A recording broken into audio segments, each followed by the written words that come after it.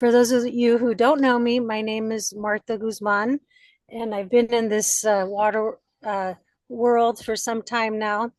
Um, Started working on these issues in 1999 when I worked for the United Farm Workers.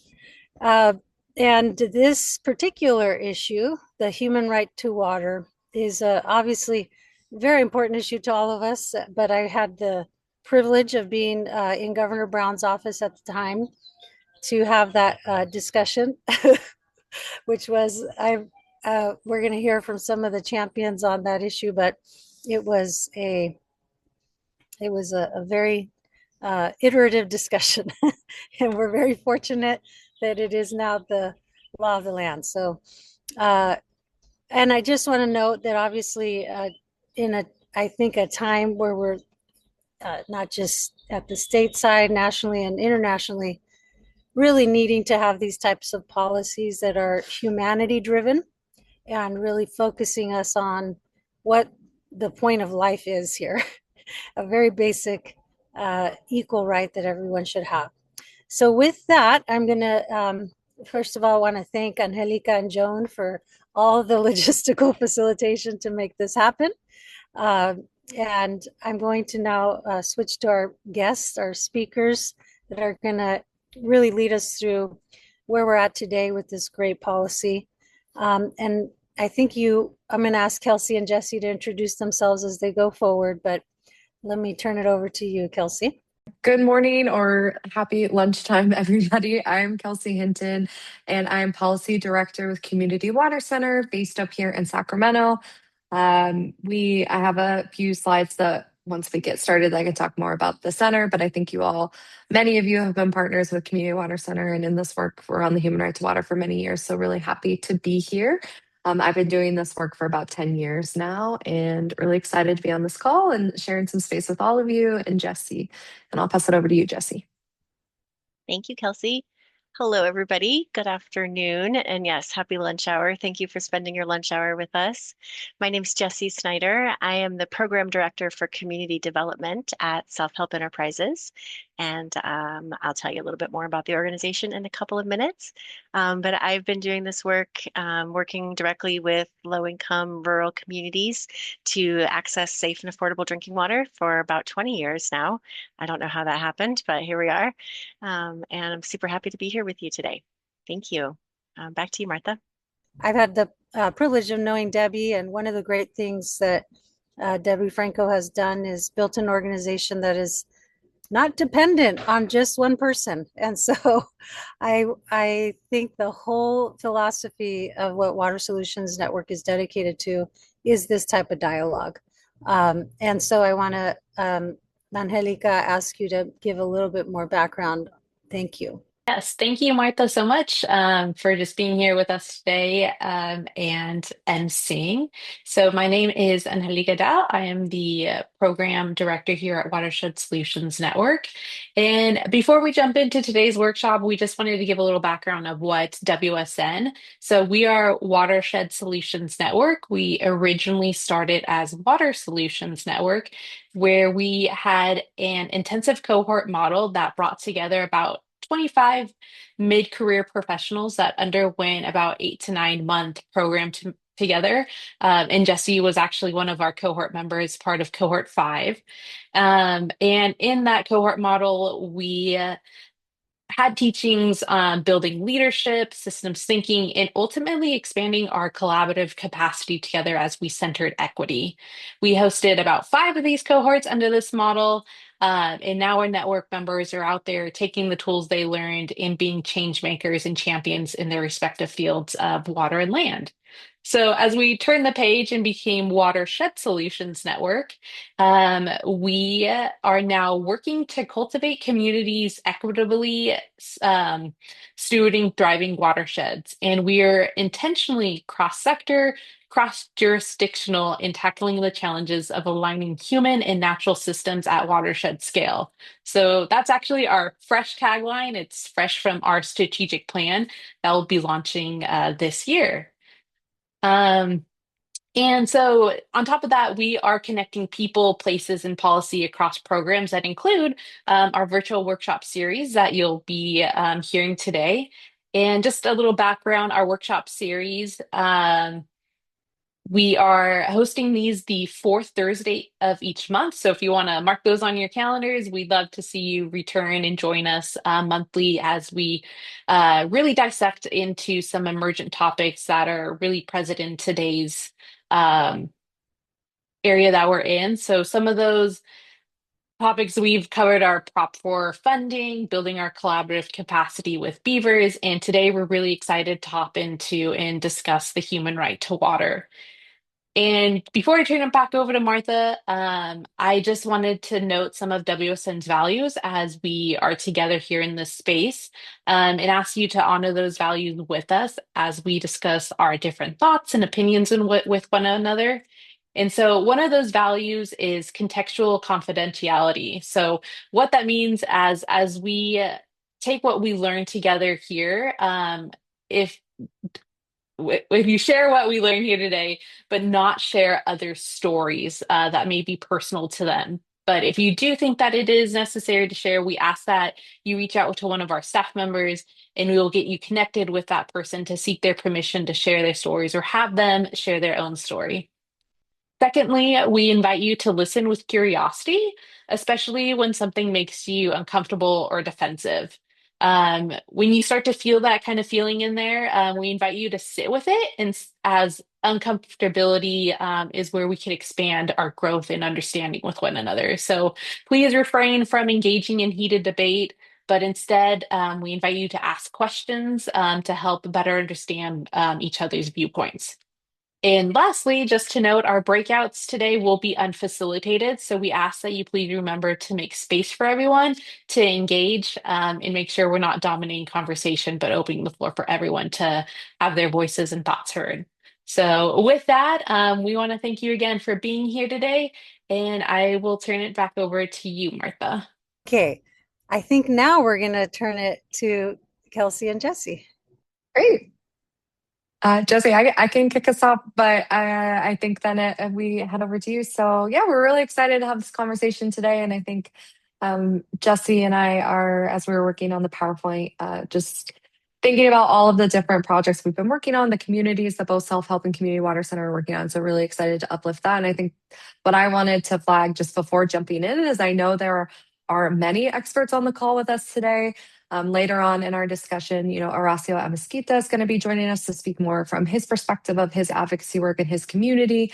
But I know I see folks like Debbie, I know you've been in this work a long time, Martha, Eddie with self-help, and many other names that look familiar, or many that maybe I'm not aware of, but please feel free to add like context or background or additional info in the chat. And I'm excited to continue the discussion after, because I think, Jessi and I, of course, will be able to share, but just want to note that I think this is a call full of folks who are really familiar with the human rights of water and the work being done. But yeah, I'll pass it over to you, Jessi. Thank you. So we're just going to start with a little bit of information about our two organizations. Self-Help Enterprises is an organization that's been around since 1965, and we focus exclusively on the 9 counties of the San Joaquin Valley. We do 2 major areas of focus. One is affordable housing, and the other is water. And our water stats are kind of in that little smaller box on the lower left. But we've been working in communities and also with private domestic well users with great impact across that 9 county service area. To the next slide, Kelsey. Specifically, my program is called Community Development, and we focus on providing technical assistance to communities and individuals who want to improve the quality of their safe drinking water and their sanitary sewers services. We really focus on the empowerment of residents to take control of the development of their community and their infrastructure needs. We always follow the community's lead in making choices and selections among alternatives for infrastructure projects. We also focus, some of our team works on leadership development, and we also are engaged in um, kind of larger scale water management through the Multi-Benefit Land Repurposing Program and the Sustainable Groundwater Management Act. Go ahead, Kelsey. Yeah, so Community Water Center, we do a lot of work that coordinates really closely with self-help and many of the groups on this call. So we are a nonprofit based out of California's Central Valley. Our main office is in Visalia, and we actually started our work in Visalia officially as Community Water Center 20 years ago this year, which is crazy. Still wrapping my head around that. But since then, we've expanded to offices in the Central Coast. So we're actually based out of Watsonville. And then we also have an office where I'm based up in Sacramento. And really, our mission, we're building a movement for community-driven water solutions. And what that's looked like over the past 20 years started with a lot of education, going door to door in small rural communities that lacked access to safe water, just to meet people where they were at, to understand if they knew if their water was safe to drink, if they knew where to get information on that, even if they knew where to get it, if that language or information was in a language that was appropriate, or information was being shared in a way that people were able to kind of take action based on whether their water was safe or not. So it was a lot of education of our co-founders, Susanna Dianda and Laurel Firestone. I don't know if Maria Herrera has joined at all, but one of our first organizers was CWC on the ground in these rural communities, meeting with people to understand their water. And from there, knowing that there was such a big crisis of water contamination, and as we moved into years of drought, lack of water at all, we really continued to build on our strategy and added in local, state, and some federal advocacy work, where we're helping to do things like coordinate with the Agua Coalition, which helped pass the Human Right to Water, which we'll get into. Some of the other bills we'll talk about, safer, and some of those other big pieces that are making it possible to really tackle this drinking water crisis and move forward on solutions. But everything we do is really based in and rooted in our community leaders, and they're, helping to make space for them to move forward and advocate for water solutions permanently in their communities. So we are working toward a California where there's safe, clean, and affordable drinking water for everybody, regardless of background, income, wherever you live. And 20 years in, we're not quite there, but we've made a lot of progress. And then just to share a bit more context, so like I said, right now our work is really heavily based in both the San Joaquin Valley, especially Tulare County area, and Central Coast Monterey County area. So we actually have 8 active drinking water projects that we're working on right now. Similar to what Jessi was saying, we do also do a lot of technical assistance work in addition to our organizing, to be regularly meeting and engaging community members in these construction projects moving forward to get domestic wells and small water systems connected to long-term solutions. So that's where we've seen a lot of growth, and that's where a lot of our team is based. And then, of course, like I mentioned, up in Sacramento, we're doing a lot of the advocacy work to support that. Yeah, and then I'm gonna just kind of move forward into the presentation. So I think what's helpful context for me is always to remember where we came from as we were moving toward the human right to water, and where we're at now. And a big part of why we started in Tulare County and in the communities that we did, is because of these documents that you're seeing on your screen now. So Tulare County's general plan that was enacted in 1971 actually specifically called out that there were certain communities with, quote, little or no authentic future, and should be carefully examined before action is initiated. So these are non-viable communities. And what Laurel and Susanna did was say, okay, you're saying they're non-viable. We're going to go to every single one of these communities. We're going to knock on the door. We're going to see what issues they're dealing with. And we're going to make sure that these communities are prioritized and have the same access to infrastructure, safe, clean, and affordable water, just like every other community in this county. And I think that for I think that's, a really similar case across the state of we were seeing and continue to see areas with communities of color, especially our rural farm worker communities, low income communities are consistently deprioritized and we're left out of planning and progress to bring in basic services like safe drinking water, like wastewater infrastructure that have really limited those communities' ability to thrive and to continue to grow. So in a lot of ways, what we are still working through today is because of these decisions made that were absolutely based around, racial redlining and other poor policy that has left us in the situation that we are in.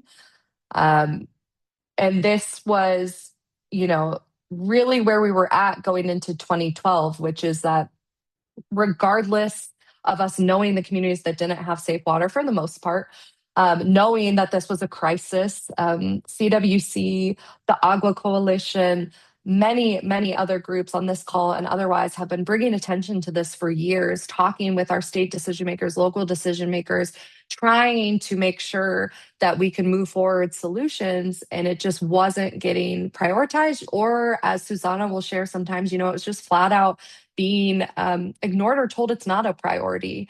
Susanna speaks where they used to go to regional water board meetings in the early to mid 2000s, and basically we're told it's brown water for brown people. Like that's the reality that we were living in California.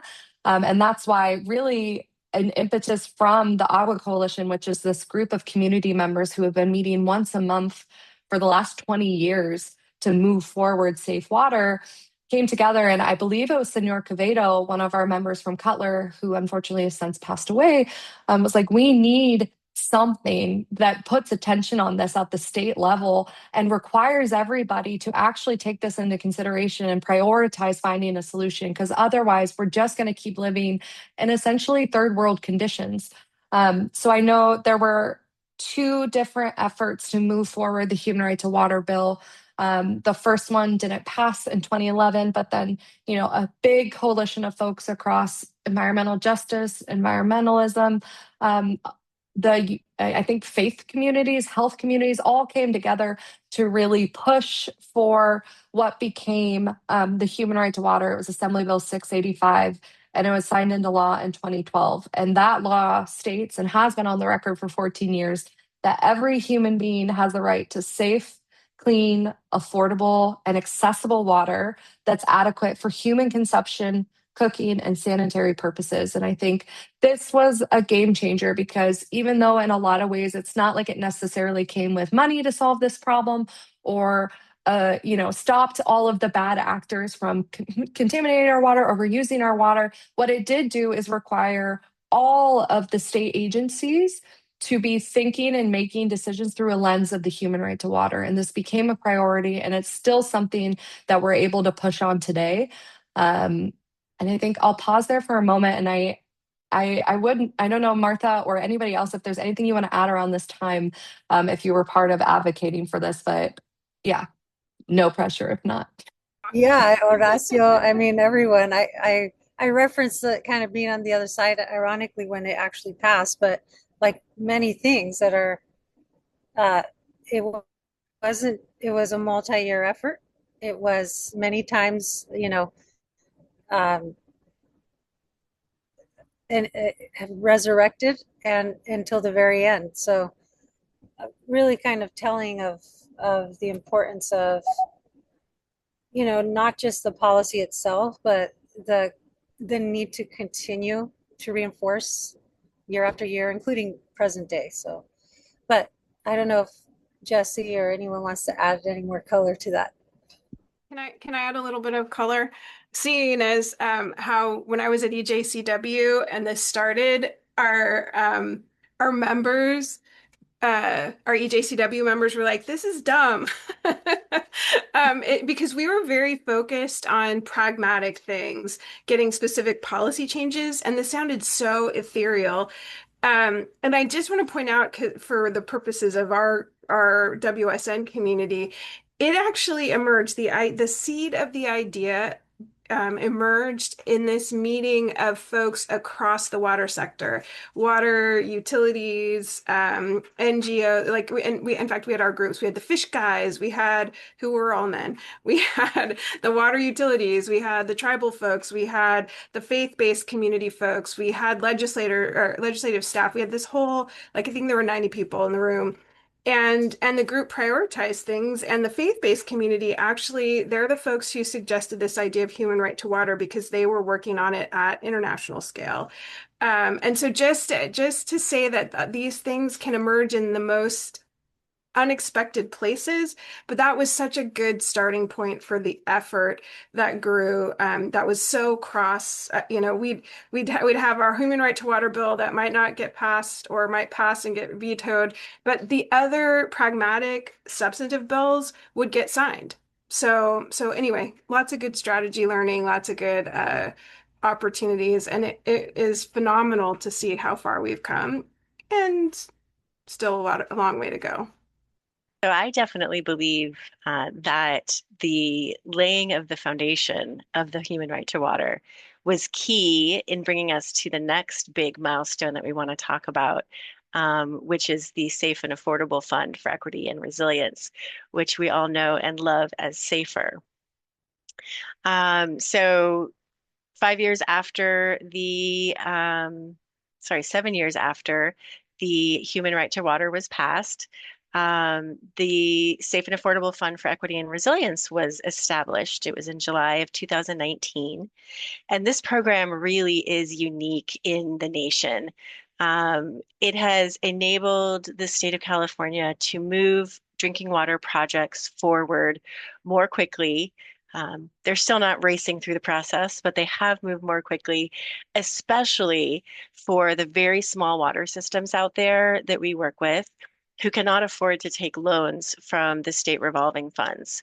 The SAFER Fund is all grant, which is really, really important for the very small communities to be able to achieve projects. A small community of 25 or even 50 or even 100 service connections cannot afford to take a multi-million-dollar loan. It just makes their water rates completely unaffordable. So many other states don't have this luxury. They rely on federal funding alone, and small community projects just languish for years.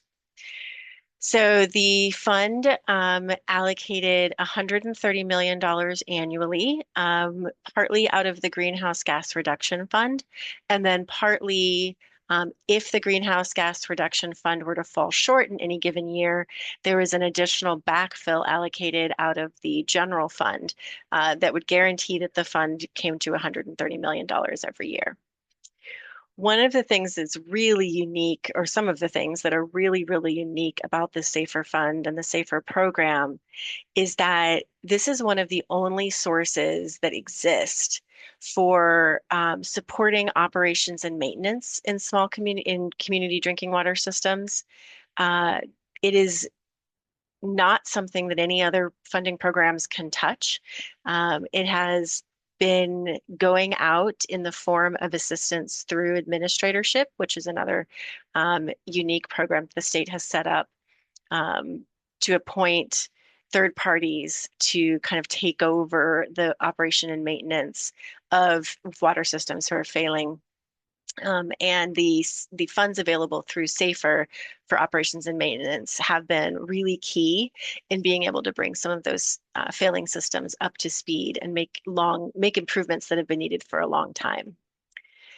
SAFER is also a really important source of funding for technical assistance, which is what we call the work that my team does and that Kelsey's team does to connect communities with these abundant resources at the state level and to guide them through making choices around what kind of project is going to be the best fit for their community, making decisions about the type of funding they want to pursue. Assisting them in their day-to-day operations, establishing, sound policies, helping them with financial management, helping with operations and maintenance. So technical assistance is a really key part of making sure that the resources get to the communities who need them the most, and SAFER funds that work as well. One of the things that the SAFER program undertook at the very beginning was a massive needs assessment. The State Water Board took on the enormous challenge of inventorying all of the water systems in the state and figuring out kind of what their specific challenges and needs were. We now have an interactive dashboard where we can click on any public water system throughout the state and learn, in a little pop-up box about their needs and also about their status. The SAFER program assigned a status to each drinking water system in the state. And the red and yellow dots that you see on the map here are the systems that were designated as either failing, which is in red, or at risk of failing, which is in yellow. And there were a number of different sort of criteria that were analyzed to arrive at this conclusion. And what the outcome has been is that the State Water Board is now focusing its efforts under funding, under technical assistance, under the administrator program. They're focusing their efforts on the systems who are most in need of intervention and resources, those that show up as failing or at risk. I encourage you to check out the dashboard. You can find it by simply Googling SAFER dashboard. It should come right up. And it really has a ton of information down to a pretty granular level about what certain water systems are going through and the kinds of challenges they're facing. At this point, I'd like to hand it over to Horacio from San Jerardo Cooperative to talk a little bit about his water systems experience with the SAFER program and the human right to water. My name is Horacio Amezquita. I work as a farmer. I'm just going to share a little bit of background. Back in 77, the San Jerardo Co-op was part of an anti-poverty program where we built 60 houses. And we also created farm workers co-ops to become farmers, and also marketing co-ops to get better prices for the products of the farmers. And after we built those houses, we moved in 79 as part of the anti-poverty program with Jimmy Carter. And we were living in a very nice place with new homes and bigger homes. But then we start having problems with fumigants, with nitrates, and with all kinds of insecticides that were sprayed close to the community. So we got involved with the CRLA because the water company was falsifying the lab tests of the water. And they were doing their own tests, and I guess the tests were already passing the limits, and they didn't want to disclose it until somebody went inside their office and found out they were falsifying the lab tests, and it became a federal offense, and it took a lot of years in courts. Then I was farming with my family, and I came back to San Jerardo in 2005 for mismanagement practices that were happening in the co-op. So I had to get involved with the water issues. And what I was finding out is that the trustee was not doing anything for the community. The women start noticing the children were very sick. There were rashes in their skin, and their hair was falling down. Their eyes were very red. And just by showering, we were already on bottled water in, in 2001. And they were giving us 25 gallons of water, but then they said it's too much water. So they reduced it to 15 gallons. And for families that had 11 people in their homes, they have to go and buy more water. So once we got involved with CLA, then I got involved with EJCW, where Debbie and Martha and Laurel, and they start helping us on how to get the problem fixed. And in the picture you see, that's the new system that we got a grant from the Obama administration and the State Water Board. It was a $6 million project. The well is 2 miles away from the community, so they had to pipe it in and put everything new. There were 3 wells that were contaminated, so they were capped. They're very close. They also dig 2 more wells, but the water was so contaminated that they stopped drilling. So that's why they went 2 miles away from the community. The rates, because the wells were in the property, was like $25 per family. Now they're over 100. The people that were very sick there, many of them suffer from cancer. We cannot say it's the water or the pesticides because we're not doctors.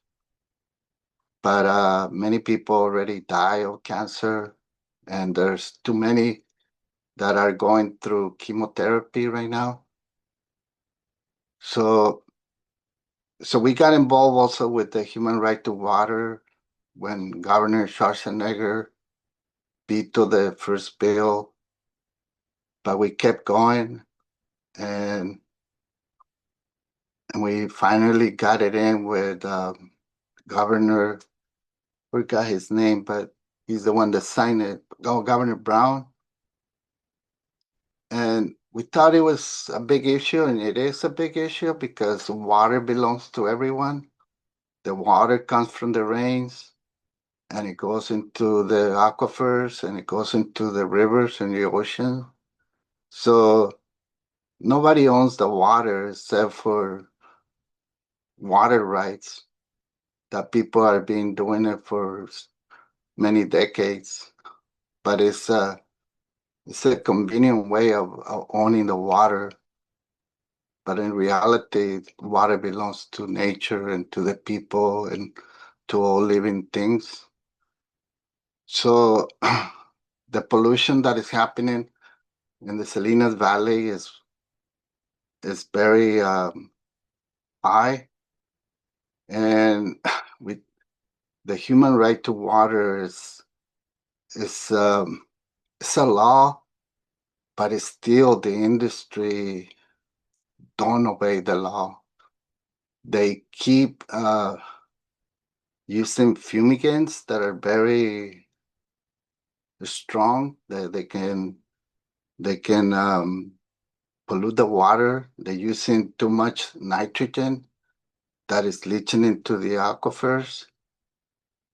So even though we have the human right to water, the industry, I believe, is not obeying it.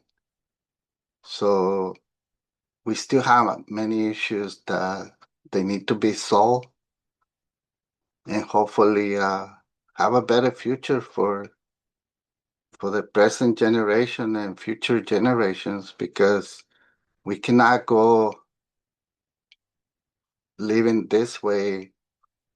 Otherwise, everybody's going to get sick, especially the farm workers and the families that live near the farms.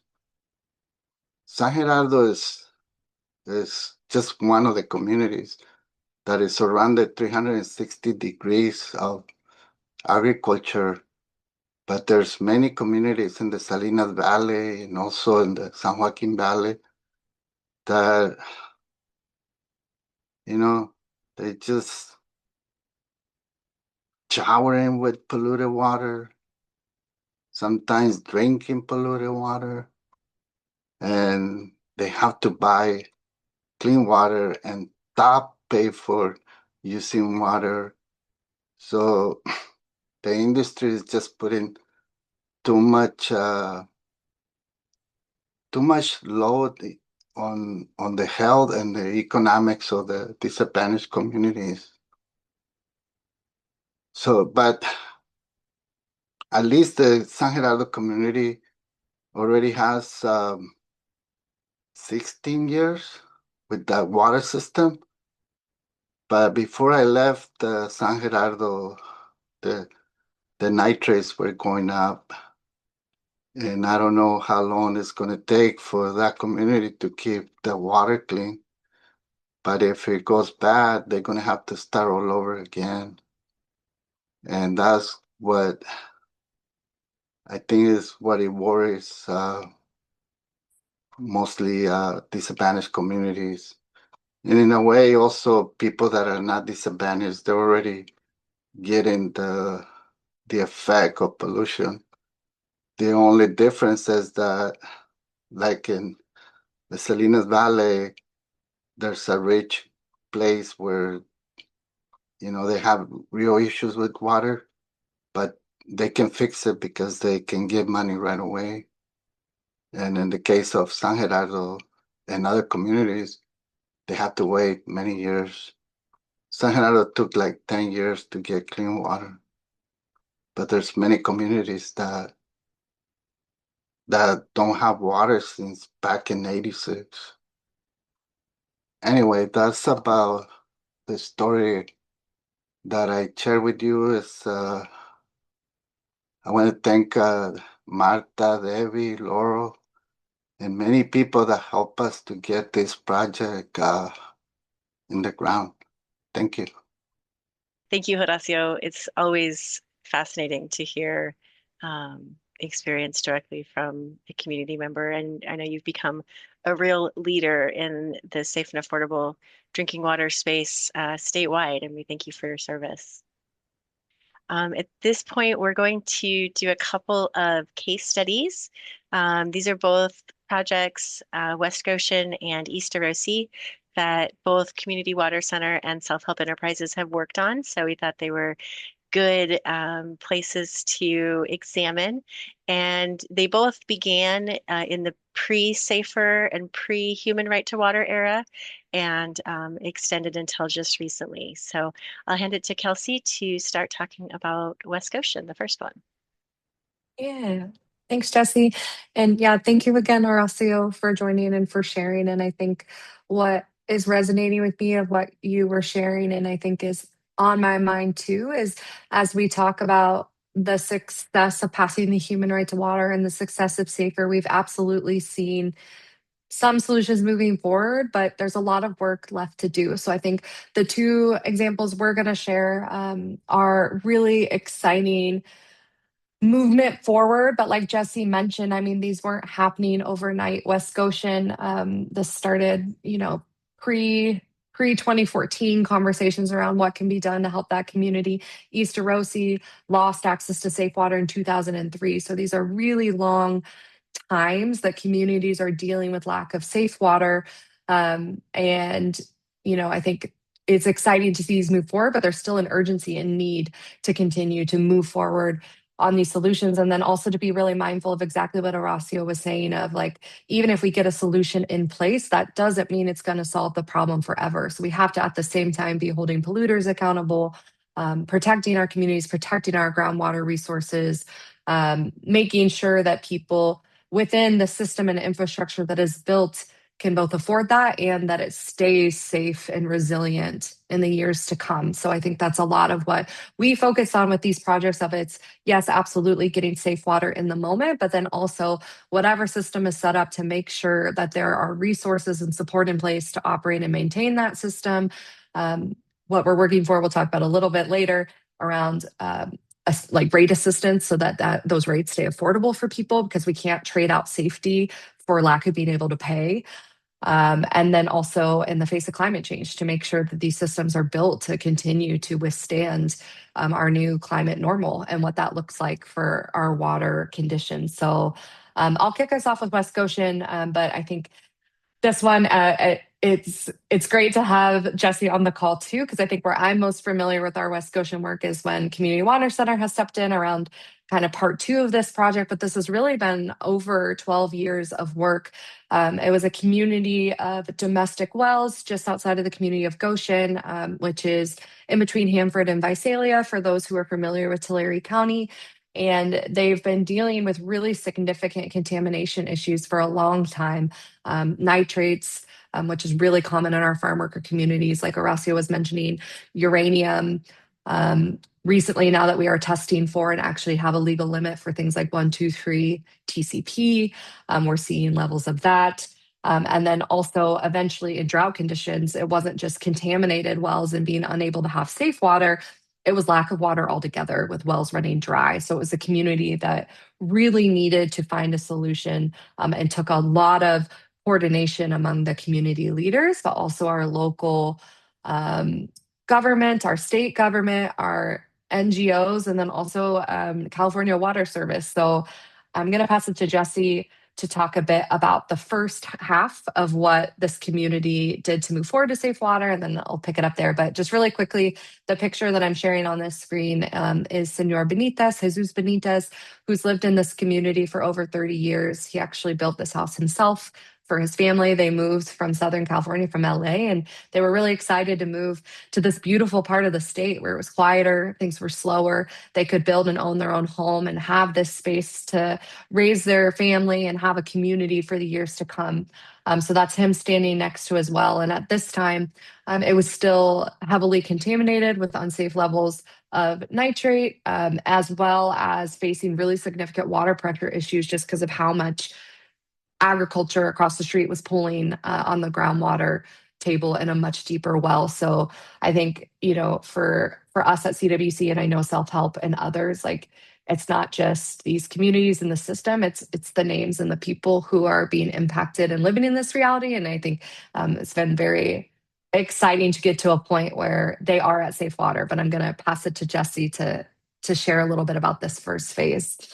So yeah, the community of West Goshen was sort of comprised of two parts from a water supply perspective. Kelsey mentioned that there are a number of homes that are served by private domestic wells. And then there's also a cluster of about 80 homes in the center of the community who were served by a mutual water company. That mutual water company had some old debt from USDA. They were in about year 39 of a 40-year loan. They almost defaulted on that loan when their previous board walked out. And that was in 2007 or 2008. And around that same time, they began to experience periodic water outages, and they also had persistent nitrate contamination in their source water. They had two wells, and both wells were contaminated. So they began to seek funding from what was then the Department of Public Health in about 2011. And this being the pre-SAFER era, the application process was not over the counter. It was once a year, applications were invited. And in order to turn in an application, you had to previously submit a pre-application. So it was a pretty bureaucratic process and really slow. And it was really interesting for me to reflect back on what those times were like as compared to now. But while those pre-applications were pending, I'm sorry, the well began to fail with regularity. It failed in 2012, failed again in early 2013, and then again in late 2013. And at that point, the Division of Drinking Water, who again was still part of the Department of Public Health, went to California Water Service, which is the investor-owned utility that serves the communities of Visalia and Goshen, and asked them to consolidate the West Goshen Mutual Water Company with their system. They agreed to do that. So self-help enterprises assisted with submitting funding applications and then coordinating all that came after. And the project happened in two phases. The first phase was an emergency intertie, just to get clean water into the system. And then the second phase was the replacement of all of the internal distribution lines and the connection of all of the homes who were customers of the mutual water company. So those customers then were receiving and continue to receive safe, reliable, affordable drinking water provided by Cal Water. But even at that time, we knew that there were private well users surrounding the mutual water company, not connected to the mutual water company, whose wells were beginning to run dry and who had contamination in them. And again, this being the pre-safer era, there was no funding available to help them. The funding that was available at this time was through Proposition 84, and it was very specific to existing public water systems like the mutual water company. So at that point, we were unable to connect any of those private well users, and they went a few more years without assistance. But then Community Water Center stepped in with some new resources, and I'll pass it to Kelsey to finish that story.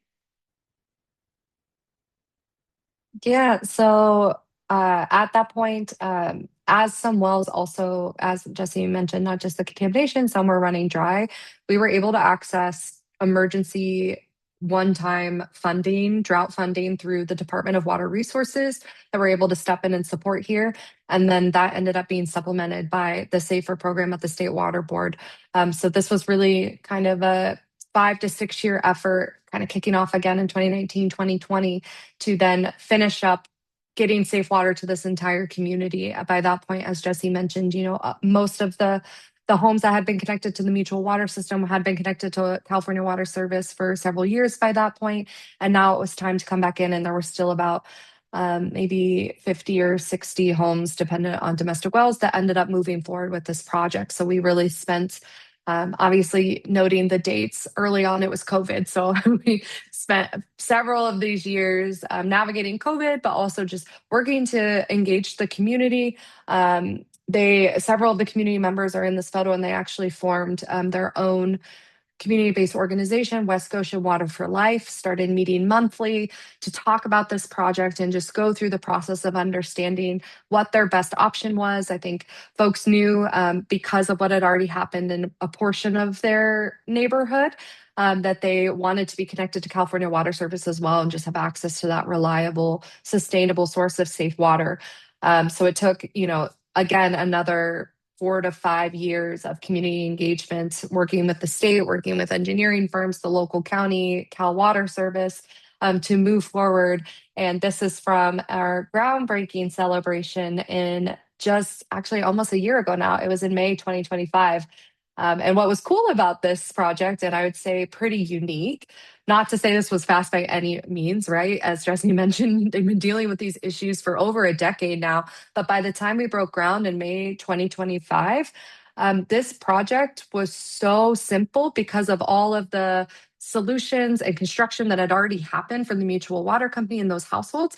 We, by August, were at a place where most community members that wanted to opt into the project for their household domestic well were connected to safe water. It was a really fast turnaround, which was really encouraging because I think, as you can hear from the stories Horacio shared and what we'll get into with East Rosi, that's not always the case. So I think this is a really good example where, because of the prioritization and pressure from the Human Right to Water to create more funding resources and put attention on communities like West Scotian, it really was a matter of just getting the money to move forward with what they knew was going to be the solution all along. And we were able to get to that point by last fall. So this was a really beautiful and exciting day. And they are all the households that have opted in are now accessing safe water through California Water Service, which is exciting. I'm going to go ahead and move forward into East Rosi, which in a lot of ways is similar in what they were dealing with. So East Rosi also had a couple of wells, a very small water system. And Jessi, please feel free to add anything here. But I was just at the at a event for East Rosa yesterday where they were reiterating the timeline that the first nitrate contamination issue arose in 2003. So they hadn't been able to use their community well since then. And right now they are still not in a place where there is safe water. There is something moving forward, which is what we'll get to in a minute. But this community, similar to West Goshen, knew that what was gonna, oh, thank you so much, Lisa. I'm glad you can share that. Knew that the solution was to connect to nearby Arosi, which has access to more infrastructure, safe water. The communities already share a school system. They're a mile apart. You can walk in between Arosi and East Arosi. People have family in both areas. They really see themselves as one community, except for when it came to water. And it took a lot of community organizing, advocacy, and pressure. And, again, the human right to water was just another moment of momentum building for this community that allowed other laws to be put in place, not just safer, but things like Senate Bill 88, which, as Jessi noted, it's really cool that California water system was like, absolutely, we're down. Let's consolidate with West Goshen. That was not the case here.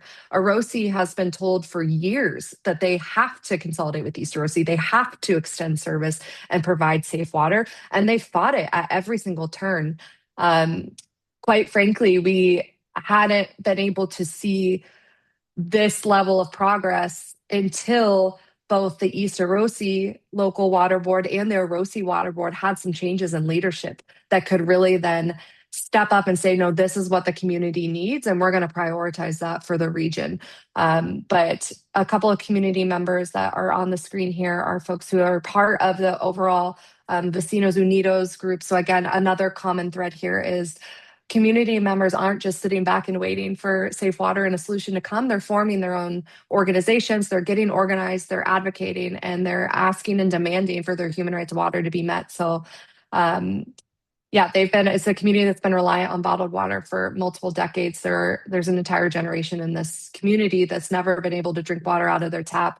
But I think what I want to leave us on, because I know we're getting close to time, is that due to leadership changes, things like SAFER being enacted, funding available, more authority to move this forward, we broke ground in East Arosi yesterday, which is crazy. And I know I was talking to Susanna, and she said it just feels really surreal, and she's not going to believe it until people are drinking water out of their tap. Because this, again, this was pre-community water center, not pre-self-help. But this is a community where Laurel and Susanna were door knocking and learning about the issue, and is part of why we became the organization that we are. So I think this is a really, really beautiful example of what's possible with the human right to water, and how all of these partners come together. And some of the folks that you see in this photo, kind of from left to right, are, Carlos, who's an East Arosi CSD member, Delise England with Tulare County, Nancy Serna, who's the new president of the Arosi board, which is my happiest success story of the last 2 years when we got new leadership there. Miriam, another member of East Arosi Water Board, Susanna, Eddie Valero with the county, another community member who actually owns or is part of the land where this is happening, and then our state water board chair, Joaquin Esquivel, and we had many representatives from self-help there too. So I think, to me, this is what the human right to water looks like in action, and this is what we have to keep pushing and moving forward. And we have a couple of ways for you guys to get involved in that. But before there, I do want to pass to Jessi, because self-help's been doing a lot of work with this community as well, not just on drinking water, but on wastewater. You said that really well, Kelsey, and I don't have a lot to add. I would mention, though, and referred to this earlier, that one aspect of the SAFER program that is unique is the administrator program. And I want to give a shout out to the County of Tulare, who really, I think, bravely stood up and said, yes, we will be the administrator for not just the drinking water system, but also the wastewater system in East Arosi. It's not an easy job. There have been years of neglect of both systems and mismanagement of the billing. And the county was willing to step in and kind of take over. So they really deserve a lot of credit for having done that. And I think they've been instrumental in moving both the water and the wastewater projects forward, because they've been able to make decisions that the East Arosi board, lacking a quorum, couldn't make. had not been able to make for many years. So we're really excited to see how that's been playing out and really pleased with the results of that. Thanks, Kelsey. We can go to the next slide. Yeah, so by now, I'm sure you're all thinking, how can we get involved if we're not already? Again, I know many of you are already doing this advocacy work and have been part of the movement, but we have a couple of ways to take action actually today and to get involved in moving forward safe and affordable drinking water for our state. And then a longer term pitch that I'm going to make to you all. So the first one is I want to highlight, we've obviously talked a lot about the SAFER program today as that main source of funding to move this forward. Right now in our state budget, the way it stands is it's facing a $38 million deficit because of the way it's funded through the Greenhouse Gas Reduction Fund. So we need as much support and pressure on our legislator as possible and on the governor to really prioritize SAFER and make sure that we get that $38 million backfill. Because like Jessi mentioned, that original bill passed and guaranteed that if the funds fell short for any reason, the general fund would step in to make sure we get a full $130 million each year. That changed with the reauthorization of SAFER last year. So although it's now extended to 2045, there is no guarantee that when that funding falls short, that there's going to be a backfill. So that's a really big push that we're making right now to make sure that this year's state budget includes a $38 million backfill to make sure we're fully funding this important program. And then the next one, and I'm going to have a couple QR codes for you guys, but the next one is also, we can't just have safe water, right? As Horacio was speaking to, and we've worked with a lot of community leaders, including Horacio, but also, recently Rosa, who is there and overseeing the water system now, that we can't just have safe water, it has to be affordable. So we're trying to pass and create this low income rate assistance program for folks reliant on public water systems across the state, so that even if you can get to safe water, we know that a solution may not be cheap, and also that costs continue to rise, infrastructure costs continue to rise, and our rates are going to have to go up to match that. But we can step in and support that as a state. We already do that for energy, for electricity, for healthcare, for food. It's time we have it for water. So on this next slide, I'm going to pause, but I think we can also send out links after. There are 2 support letters that you as individuals or your organizations, I'd really love for you guys to consider signing on in the support. You could scan the QR code with your phone if you're on a computer, or you are more than welcome to email me after and I can get those links to you. I can also, while we're doing the breakouts or Q&A, I can drop them in the chat. But these are 2 really easy ways to just go ahead and join the movement and show that you're behind moving forward, funding safe water and funding affordability. So I made a plug for those 2. But then the other longer term thing that I'd love all of you to consider, either for yourselves or for people in your network, are I hope it was really clear and we highlighted how none of achieving the human rights water is possible without strong local leaders who care about this and are going to prioritize it, and ideally are coming directly from these communities that are impacted. And there's so many ways that you can get involved in local leadership. You could join your local water board. So like I mentioned, this is the picture of the 3 new AROSI board members who were elected in 2024 that have created huge change in Northern Tulare County because they're willing to come to the table and partner with communities like East AROSI. None of them had done elected office before. Angela works in a school, Nancy's an accountant, Seraphine's a truck driver, but they knew that water is important and wanted to get involved in their community. So there's opportunities for that all throughout the state. Everywhere we are, we all have our own water boards, or your city council oversees your water, which is maybe a higher ask for this group, but I know this group has a lot of cool people in your network. So would really encourage you to think about that if there are openings on your local water board, your city council, your groundwater sustainability agency. All of these people are playing such big roles in making sure that we achieve the human right to water, and we need more justice-oriented people in these roles. But I'm going to pause there. And thank you all. I'm going to pass it back to you, Martha or Jessi, if there's anything else you want to add. Thank you guys so much. And, I'm going to just invite everyone to either raise your hands or put your questions in the chat. And I think I saw a couple of questions there. And as a reminder, we'll have good amount of time here for that discussion and also see if there's an opportunity to also break out and have a discussion. But currently the group is fairly small, so let's see what we got here. I saw that more of a statement, maybe this person who is on iPad 3, really kind of reinforcing the state's constitution and the State Clean Water Act. I don't know if you wanted to share anything else.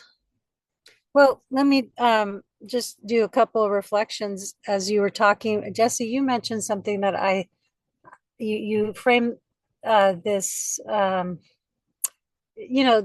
fact that the county of Tulare has stepped up and of course that has been a relationship that you all have invested a lot of time, and certainly the leadership of Eddie Valero, Supervisor Valero, has changed the um, interests of the county. And I think that it's really ironic kind of comparing some of our other basic services where for example, in the energy space, there is what's called a provider of last resort, where the state has issued, an obligation to, in the case of energy, to these very clear entities throughout the state that, be it PG&E or a local municipal, there is an identified provider that is obligated to serve. And it's a really different history, obviously, of how water service evolved, particularly in California. But we have this really intensive process to kind of many times figure out who is obligated to take on this challenge. And so because of many of the ways that California's mandates have evolved, now we are very restricted in unfunded mandates. And so where it may be logical to say, all the counties are the providers of last resort for water, if there's no one else. We really don't have that structure. And it could be, it doesn't have to be the county, it could be another entity, although obviously that's a very logical one. So I just wanted to invite kind of some thinking around this process that is so labor intensive because of that lack. If there is a need to kind of, solve for it more abruptly, maybe is the word, I don't know, but more comprehensively, and obviously politically that'd be very difficult. But are we going about this in a inefficient way? And do we need some greater obligations? It's open to the whole group, so I don't know. Horacio, thank you. I saw you come off mute. Yes, Martha. You know, I think the state and the counties and the water agencies are not, they're not coordinating correctly because every time there's a water system going out of compliance, the county doesn't help. And the people don't know what to do. They just leave him there, and until somebody moves from the community and start asking for help, then the process begins. But it takes a long time to get help and to get the grants going. Sometimes you don't get the grants, and so you start all over again. And I believe that if the state and the county and the water agencies have a local agency in each county to deal with these problems and don't be letting it go, just confront them. Because uh, if if we don't confront the problems right away when it happens, then it gets worse and people can get hurt with their health. So that's how I see it. But, you know, other people think different ways. So it's good to hear what other ways. I think it's a really interesting thing to suggest. So there be a provider of last resort that doesn't exist in the water sector. And I agree with both of you, Martha and Horacio, that counties could do a lot more to step up. It's a challenging and complicated problem to solve, though, because as my mentor and the CEO of the Rural Community Assistance Partnership, Olga Morales-Pate, says, when you've seen one rural community, you've seen one rural community. And the problems that they face are very unique, and the solutions are equally unique. Water chemistry varies drastically from location to location, and one treatment system that works in one place may not work in another place.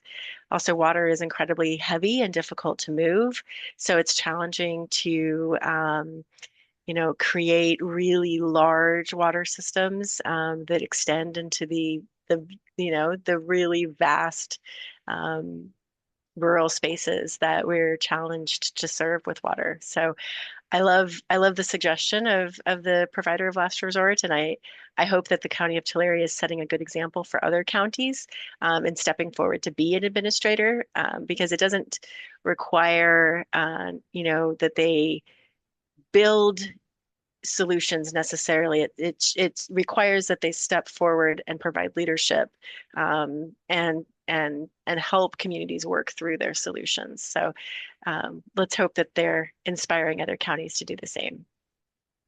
I'm going to go ahead and pull from make a recommendation to keep the group together and just prompt some of the questions we were going to use for the breakouts. And I think Debbie Okay, might have something to add too. Yeah. Okay, great. Hi, everyone. I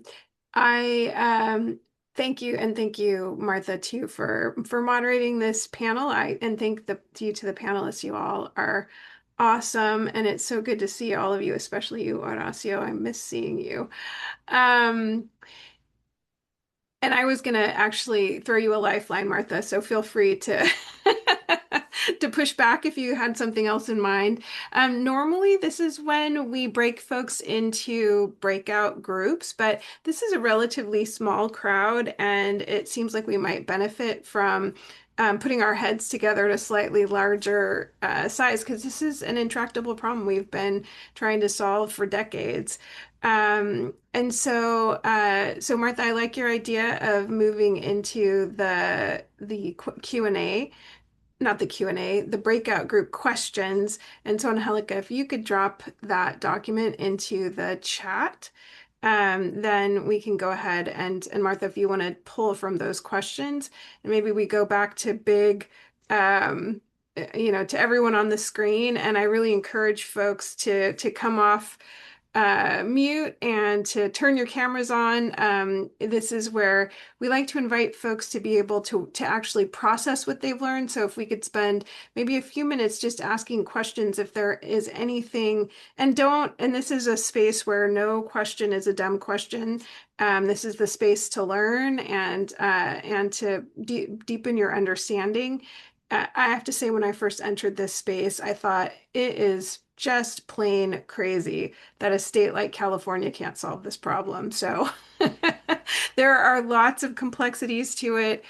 So please feel free to ask questions. And then Martha, if you want to just pick the questions you like out of the suggested questions, we can have a broader discussion. Thank you. Well, these questions are really great. So thank you. Just to add to kind of foster the reflection side of this. If folks want to go a little personal here, I think it is a good question to ask what it means to you personally. Maybe how it shows up in your community's daily life or lack thereof. So if folks want to would be brave enough to share that. I'd welcome that. I can be brave. Okay. So Joan Clayburgh, Watershed Solutions Network.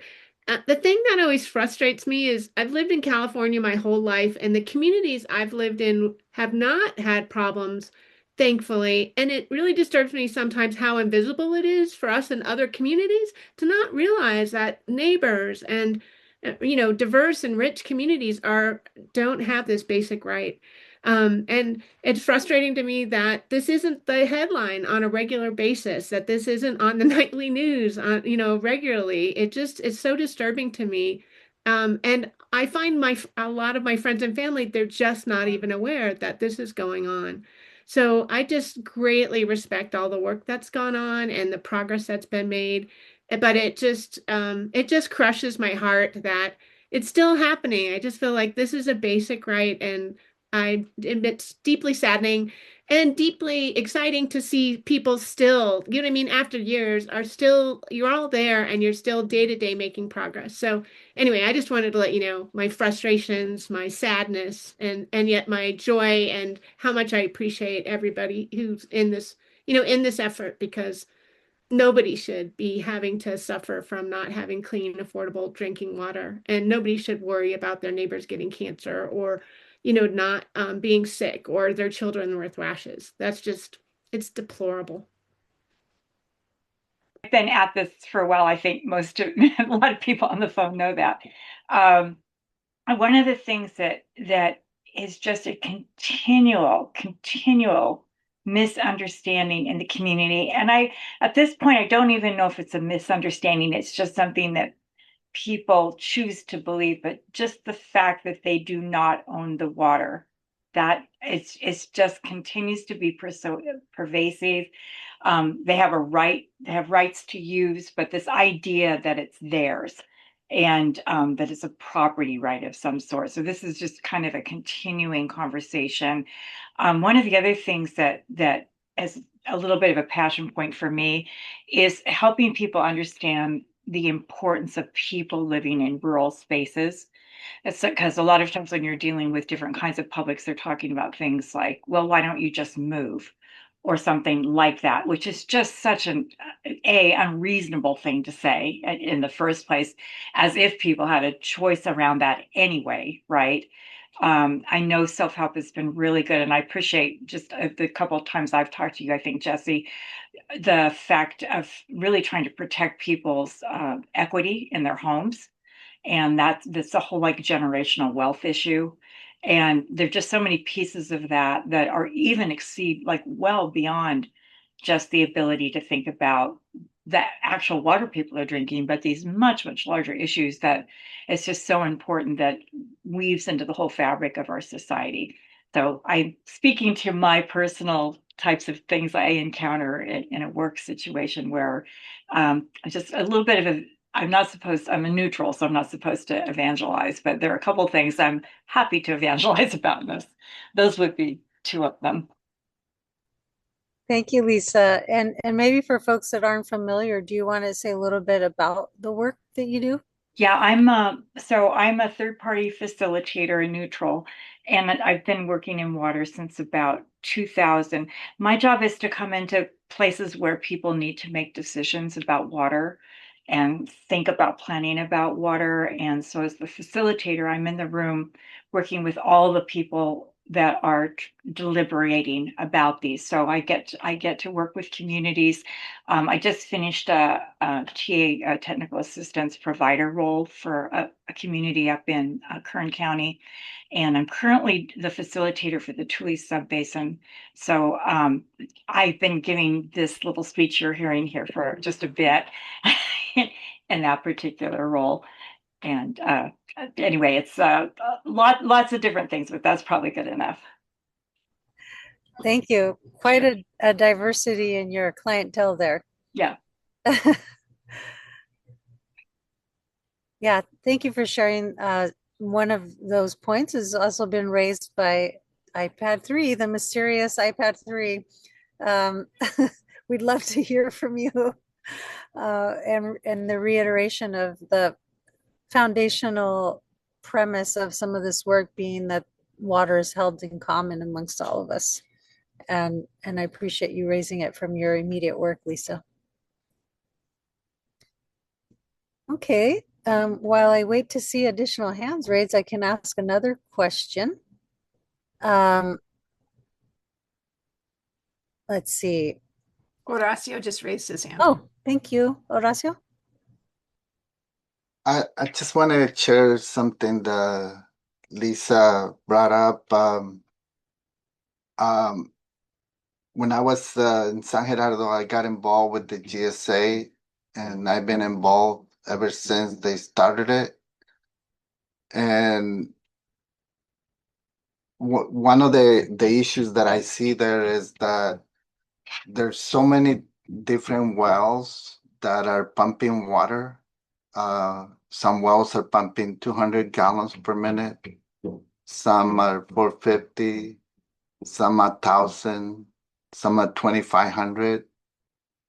And whoever's pumping 2,500 and they come out with an idea, okay, let's reduce 10% or 20% of pumping because the seawater intrusion that is getting closer to Salinas. But when I think about it, it's not fair. It's not equitable because you're going to reduce people that are pumping very little, and the ones that are pumping a lot of water, they're just going to reduce a little bit. And then they have a 1.3 billion project to clean the water, to desalinate the water, but they just want to leave it to one of the sub basins. And before the GSAs were formed, before the Sigma, the county was watching for all the sub basins in an equitable way that everybody pitched in to put money into the lakes, Nacimiento and San Antonio lakes, to share it and recharge all the basins, but they never got at one point where they were going to connect a pipe all the way to Salinas and Monterey and Brundale area. Well, since it was not done, now because of Sigma, now you have 6 subbasins, and some of the subbasins that are not getting affected, they don't want to pitch in. They don't want to contribute to to the problems that we're facing. So now there's going to be a lot of problems with that because you know everybody was all the farmers were together as a community. Now they're divided. So that's another problem that that Sigma is bringing in order to become sustainable. Mm-hmm. So, well, that's quite a dynamic there. I was thinking as you were talking that, of course, we're here to talk about the human right to water, and that was passed in the Brown days, as was Sigma. But looking forward to the next governor, and reflecting on how, the first day that Newsom was in office, he went down to the valley and visited a system. Somebody remind me, is it Monterey Park or one of the tracks down there? Matheny track. And Matheny, thank you. Of course, want to recognize that incredible leadership that took to put this issue as his first visit. And of course, we've talked about SAFER and the immense progress and the continuation of these dynamics in implementation that are happening. So I'm transitioning into a question here, which is, oh, thank you, Eddie. Is it Monterey Park track? Thank you. Yeah. Matheny's down in Tulare, right? It was the one up north. Yep, Right. that was also happening around the same time, though. Yeah. It's a lot. All the tracks. But, really, what a question to the group, really, what would our dream be for this next governor? If he or she were to do something similar to Newsom, and what is kind of that next iteration? Is it on the implementation side? Is it, fixing some of the funding that we talked about? I'm sure that we're all, uh, go ahead, Kelsey. Oh, I just want to add, I want to leave space to hear from folks, but we've, on the C3 educational side, we've met with a few of the campaigns so far, and it is a wide spectrum of people they even know about the human right to water. So, like, I'm really interested to hear what you guys think, because I think this is the right group of people and the right organizations, and to be talking about this and educating them, because nobody has a strong platform right now. So I'm really curious to hear, but just to know as we bring these things up, there's not anything. So really, like, dream big, and what do they need to be thinking about? I've given this just a little bit of thought, so I'll dive in. Shocking. But please, folks, I mean, again, like, this is where and it's actually also a disadvantage that I've given this a little bit of thought, because my mind is in the weeds, and sometimes the most elegant solutions are the ones that someone viewing this from with fresh eyes sees. But one of the things that I wish for the next administration is that the next administration takes on the tensions and conflicts. So it is great to have an administration champion human right to water, but it is so much less powerful if that same administration then allows so many things to happen that are counter to that human right to water value. I mean, this kind of speaks to what Horacio was saying. We have many things that drag us backward. And basically, right now, we're trying to fix things with administrative structure and dollars and cents. But ultimately, the real solutions, as I think it was actually, I can't remember, it might have been Jessi who said, if you've been to one rural community, you've been to one rural community. The solutions are place-based. And so really figuring out how we incentivize, inspire, urge, require folks to solve this at regional scale, and not fall prey to our fragmentation, our siloization, all the things that tear us apart. But seriously, like, there are a bunch of you who haven't turned your cameras on, who haven't said anything. I'm with Martha. I'd love to know who you are. iPad 3. So I see Eddie just turned on his camera. I think this is a very collaborative group, and I really do think we need to continue to highlight the opportunities that we help bring to the forefront. But I think we need to be more engaging at the community level. I think community voices are a lot more powerful than any voices that we can interpret. We have been very intentional and including those voices in this effort. Uh, um, Remembering back to when this administration first visited Monterey Water Keeper, I was fortunate enough to be there as well. I felt that that was such a powerful moment that the community was speaking. The governor at that time was very intentional and actually excluding some local electeds that had shown up to the event and asking them to leave because he wanted the cabinet and himself to hear directly from community without um, any sort of intimidation from any local electeds or any folks who would be in positions of power to influence their perspective. I really do think we need to go back to that approach, more of that approach. We need to call in community, ask them what this human right to water effort means to them, and how it could be continued to be improved, and highlight that and prioritize that in the agenda for the next gubernatorial administration. Because I do feel that really centers us and why we're in this space to begin with, and really motivates us to continue to serve in a way that is relevant to those folks that we're trying to serve. Thank you, Eddie, I mean, it's so almost cliche now when we talk about community engagement and um, that direct, I just I have never not learned something when I have engaged the community. You know, it's like whether it's 3 people or 200 people. So, yeah, I think that's a great point and a challenging point because when you're dealing with leaders, they have, 500 priority issues that are of great importance.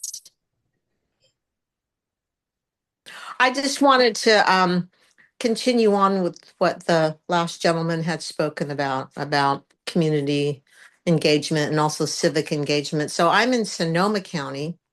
We don't have nearly the environmental justice issues of the Central Valley when it comes to water. We do get our water from one river, nothing from like the Sierra. We have the Russian River, but our groundwater aquifers have been impacted by the wine industry. And the wine industry, as far as I'm concerned, have become wealthy over the years on the backs of our hardworking farm laborers. Anyway, I just want to say that there's a group of us, there's only 5 of us on the environmental side that have been engaging with the County Board of Supervisors and the wine industry and the farm bureaus as far as protecting our groundwater resources for all people. And actually, one of the environmental organizations sued the county because they didn't have a strong enough protective ordinance. And then the County Board of Supervisors voted on a non-protective ordinance. So they just got sued again. So they've been called out, and we've organized a lot of different groups, conservation voters and other groups to speak up and engage in civic engagement with our politicians locally. So they got big problems on their hands because they're having to deal with us. And I think what the gentleman just mentioned is exactly what needs to happen. And the other one thing I wanted to mention too is, marketing is everything, and all the opposition, the people who aren't supporting environmental justice for water and other resources. They have big marketing budgets, but I think our side needs to market also. I remember seeing a photo of a farm laborer in the Central Valley with her water spigot or her water faucet with brown water coming out of it. That stayed with me. But still, it's just burnt into my mind seeing that photo, and that's marketing. That needs to be on a billboard. That needs to be sent all over the place. But anyway, that's what I want to say. Is the way things are going now is it's got to be community engagement and activism.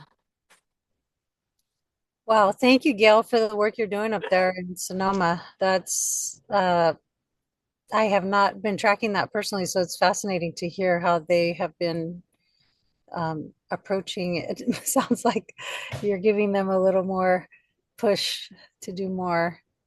And the marketing thing is actually it's such a good point and something that in my time as an advocate I really did not utilize. And I think some of the organizations like Community Water Center, I'm thinking of Leadership Council, and it's such a big dedication. The social media side, I'm self-help. I mean, you guys, of it is a great reminder of the importance of communicating in this day and age where that's the source of information for the most part.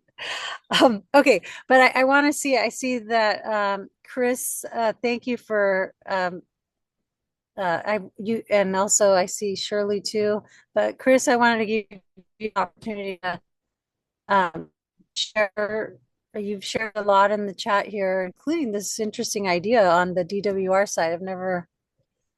I didn't know that they had that. So did you want to share anything on? Yes, I've been filing water right protests with the Division of Water Rights for about 20 years. And at the State Water Board? At the State Water Board. Yeah, okay. And filing those protests are extremely beneficial for keeping water in the system when the whole state is over appropriated. So if any of you can get on the list for streams and rivers in your areas to be notified of water diversion applications, it is the single best way to help improve or prevent more water from coming out of our depleted freshwater sources. And having said that, I have also filed many, many enforcement requests, which usually never go anywhere because the water boards claim they don't have enough money for enforcement, and it takes a lot to collect the evidence, and there's a huge amount of protection for water diverters. So the cases have to be very, very strong before they'll take it and go after a polluter, or rather a diverter. And it's the same with pollution. You have to have a very, very strong case on pollution before the regional boards will take a case. And this is all by design, by the legislature. They protect water users, and I call it water users because they do not own the water. Nobody owns the water; it belongs to the commons.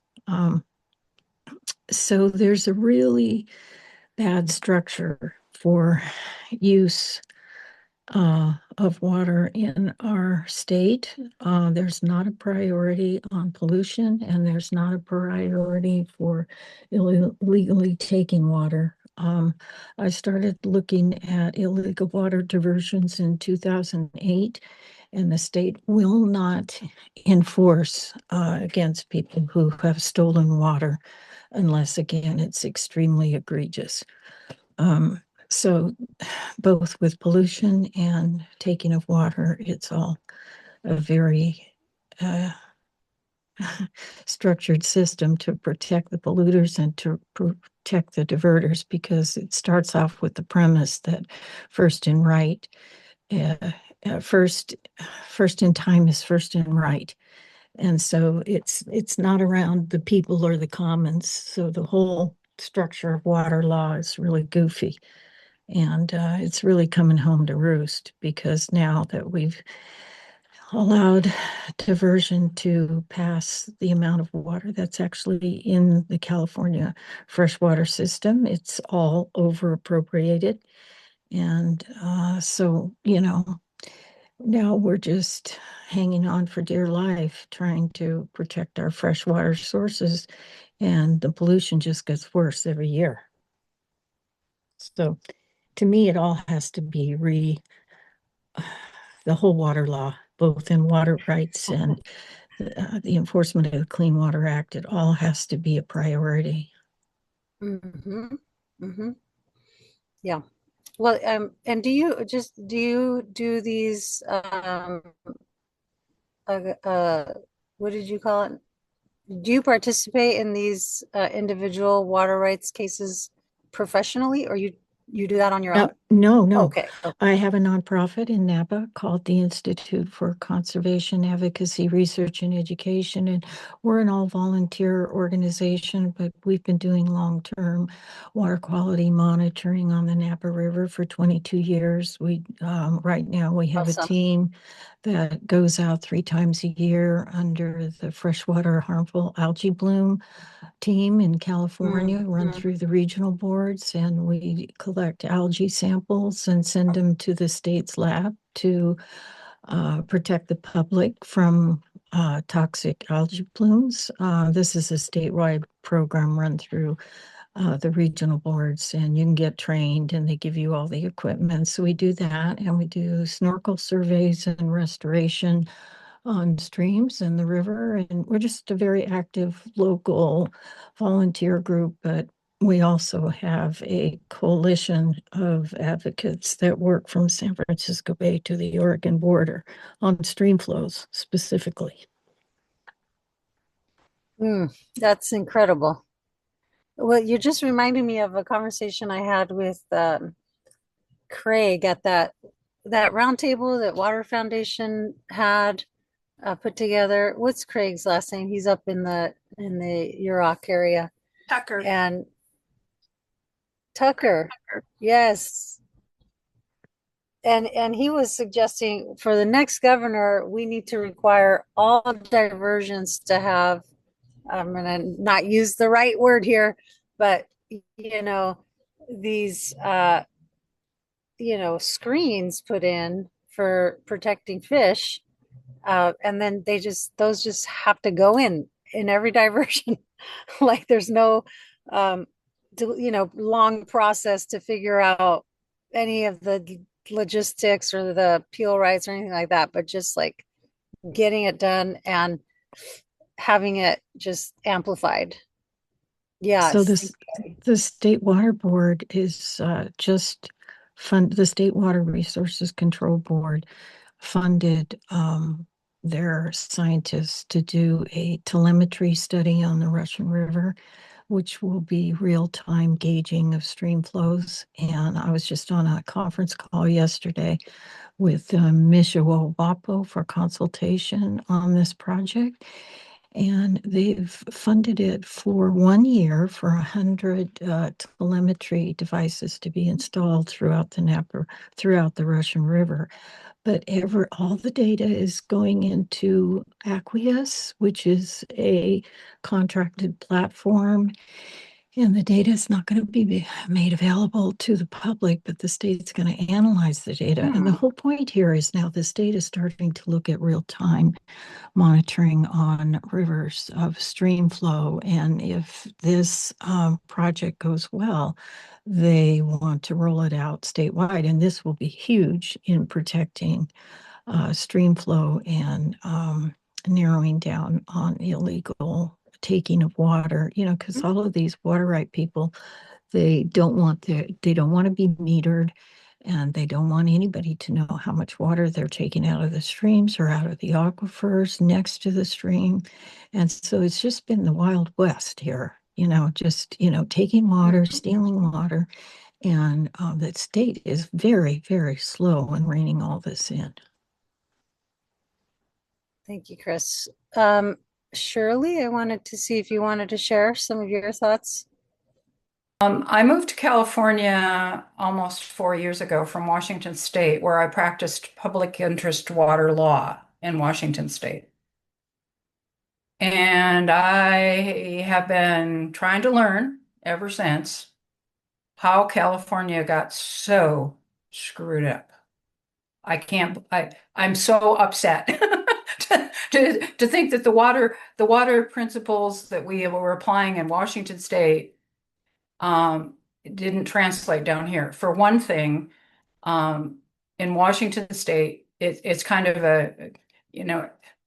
the concept is that you understand what a watershed is, and the water is supposed to stay in the watershed if you can do it. You don't export water, okay?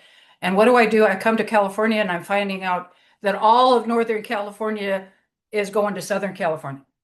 No! Not okay, not okay, not okay. And it's not going to the rural communities for humans to use. It's going to big special interests that have managed to influence the water policy. And the State Water Project and the Bureau of Reclamation and all these kinds of things with very old water rights. So whoever is talking about the fact that the prior appropriation system is really not working and it's very much to our disadvantage is right on. Because they have the senior rights to that water. And I could go on and on about how horrified I am about how California manages its water, but as I'm continuing to learn and watch, I have deduced that Gavin Newsom is not a friend to water. He is definitely pushing this Delta Conveyance project, which already the amount of water that's coming out of Northern California and coming through the Delta and being sucked into those pumps that's going through those irrigation canals all the way downstate. It's already ecologically harmed all of that. But no, the Delta Conveyance project wants to build even more reservoirs to trap even more water and to send even more water downstate and to grow into the water rights. Now, I'm going to tell you about something. Write down Assembly Bill 2215. Oppose it. It was brought to my attention a couple days ago that this little sneaky bill is in there to somehow extend the permit for 6 permits that were issued as early as 1927 to divert water from Northern California for the State Water Project. Now, water law says that if you apply for water, your appropriation date, your priority date is the date you apply, essentially. And so you lock that date in, and then everybody after you is a junior water right holder. And if the source dries up, the junior right holders are out of luck. Okay. But let's just say that the State Water Project got this huge bunch of water rights back in the 1927, 1950s, and so on, that they haven't grown into at all. They're maybe using, as near as I can tell, maybe half. I think it's probably more like a third. But this bill would allow the extension of these permits till 2046, to the year 2046, another 20 years, as if the first 100 years hadn't been enough, you know. Normally, a water right, if you apply for it, you have a development schedule. You have to start construction on your stuff for, within 60 days, all this kind of stuff. You generally have like 7 to 10 years to put it into full development. The State Water Project apparently has been exempted from that because they're calling the Delta Project part of this whole project, you see, and they're going to be using this water to send even more water downstate. So I just want you to take a look at it and realize that this sneaky little thing that says, oh, let's just extend the permit, that is so beyond what is normal. And what the legislature is doing is taking it out of the control of the State Water Board and saying, the State Water Board can't even look at this as an extension. They can't have any authority over it for the next 20 years. We're declaring as a matter of public policy that these permits just need to be extended so that the water use can be grown into. So anyway, this is an aside from what you're concentrating on, and I apologize for that. I have learned a lot, and I appreciate it. But I'm trying to look at it as a statewide social justice perspective, and I think Northern California is getting robbed. And I live in Huntington Beach. I'm not proud to say that. I moved down here to be closer to family after my husband died, but whatever. I'm trying to do what I can from my perspective, which may not be like a lot of the other people in Southern California, but it's not socially just in any way, shape, or form, in my opinion, to be moving water that far out of its native watershed and robbing that initial watershed and those streams and whatever it is. That concept is just, it was flawed from the beginning, but now we're kind of stuck with it because of all of this investment in the State Water Project, the Columbia Basin Project, all of that. But it's meant to, the people who benefit from it are the industrial agriculture special interests. And they are the ones that unfortunately have a louder voice than we do. All of us, all of you here, we all think the human right to water needs to be much more paramount. So that's all I want to say. Sorry to monopolize things, but I did want to give you that perspective, and I appreciate being able to sit and hear all these things. It's really helping me understand things better. Thank you, Trey. And I just want to express gratitude for all the folks who have, Shirley, Chris, Gail. I mean, I think you're doing this on your own time, which is like incredible to me. Like, the fact that you're concerned for others and you're concerned for nature and everything else is really great. So thank you for that. Go ahead, Eddie. Oh, there you go. Thank you, Shirley. That's actually really helpful. I mean, it helps to get a better understanding of how these very important issues affect folks throughout our state, and I appreciate that perspective. I think that the next administration can really build on what's already working, which means that we need to continue to focus, at least from our perspective, Jessi and I, helping roll small systems, fix problems that through consolidation or technical help or interim solutions. So families don't have to wait for years to have these issues affecting, which is why we as an organization and why we got into the space. It's also a big opportunity to invest in smarter water management. And I think that a lot of the monitoring, a lot of the data uh, uh, access, and we need to invest more in having accessible data to decision makers at all levels. And I think that's an area where we have been lacking the investment. There's also an opportunity to invest in local storage, multi-benefit projects that directly benefit communities, or should be prioritized. We should look at impacts on communities when whether it be for water access or for water storage or for benefit to those communities, and not just on the water access, but also on the economic opportunity that may be limiting some of these communities, particularly in some of the most vulnerable areas where communities are impacted by lack of access. So there's a long way to go, but I do think that we also have to recognize that we prioritize access to water for a whole state. And that was a revolutionary thing that occurred that was really led by a lot of our partners here, CWC, Leadership Council, and administration was willing to take that risk and highlight that as a priority. And that we did a lot, but we need to do a lot more. And I feel that that's where we're at. But we need to better understand each other. We're a huge state, and we have a lot of different priorities, and we have a lot of different interests. And the more we engage with each other, the better suited we're going to be to find these collaborative solutions. Nothing ever gets built in the perimeters. We need to come together to find solutions. And I do think that these type of efforts, these type of policies efforts, really unite us more than separate us. And these are opportunities to have these very important dialogues. So I appreciate your perspective. So thank you. Well, I'm not sure I can wrap it up any better than Eddie just did. I think, Eddie, thank you so much for reminding us of, the power and the strategy of building off of what's working.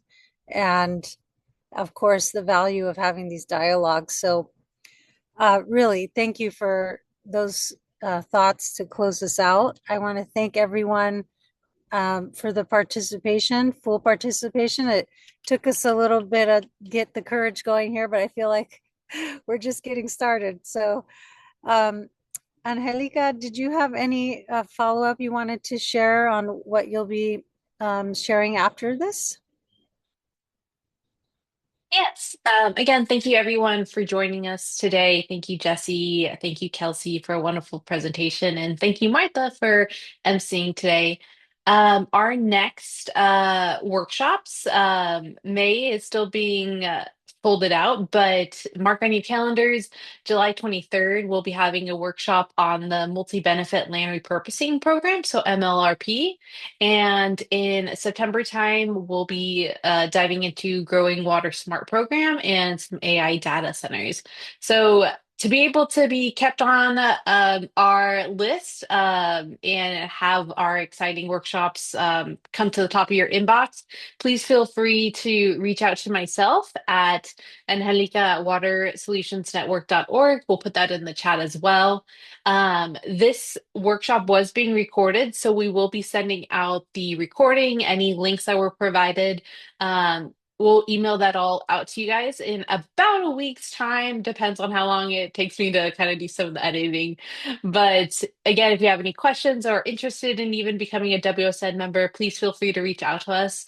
And again, thank you so much for joining us here today.